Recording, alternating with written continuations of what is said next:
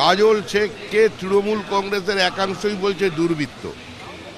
আর কে কাজল শেখ, এরা কি পশ্চিমবঙ্গের এদের নামে পরিচিত হবে?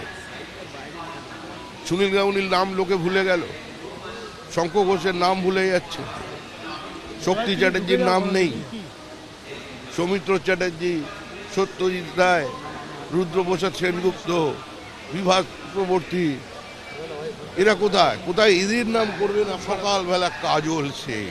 বীরভূমে জেলা পরিষদের সভাধিপতির পদ থেকে কাজল শেখ ইস্তফা দিয়েছেন। ইস্তফার পেছনে কি কেষ্ট কাজল দ্বন্দ্ব? আগামী 23 তারিখ কাজল শেখের বিরুদ্ধে আনা অনাস্থা প্রস্তাব নিয়ে বৈঠকের আগেই পদত্যাগ করলেন কাজল শেখ। গত 4 আগস্ট অনাস্থা প্রস্তাব এনেছিলেন জেলা পরিষদের 19 জন সদস্য। এর আগে কালীঘাট তৃণমূল থেকে ঋতব্রত তৃণমূলে গিয়েছিলেন কাজল শেখ। ঋতব্রত তৃণমূলে যোগদান করলেও কোণঠাসা ছিলেন তিনি।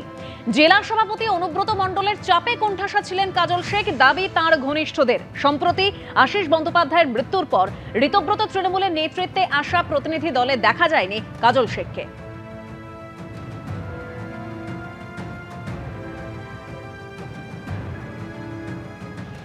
কাজল শেখকে তৃণমূল কংগ্রেসের একাংশই বলছে দুর্বৃত্ত।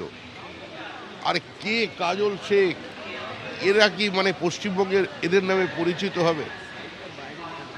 সুনীল গাঙ্গুলির নাম লোকে ভুলে গেল, শঙ্খ ঘোষের নাম ভুলে যাচ্ছে, শক্তি চ্যাটার্জির নাম নেই, সৌমিত্র চ্যাটার্জি, সত্যজিৎ রায়, রুদ্রপ্রসাদ সেনগুপ্ত, বিভাস চক্রবর্তী, এরা কোথায় কোথায় এদের নাম করবে না? সকালবেলা কাজল শেখ।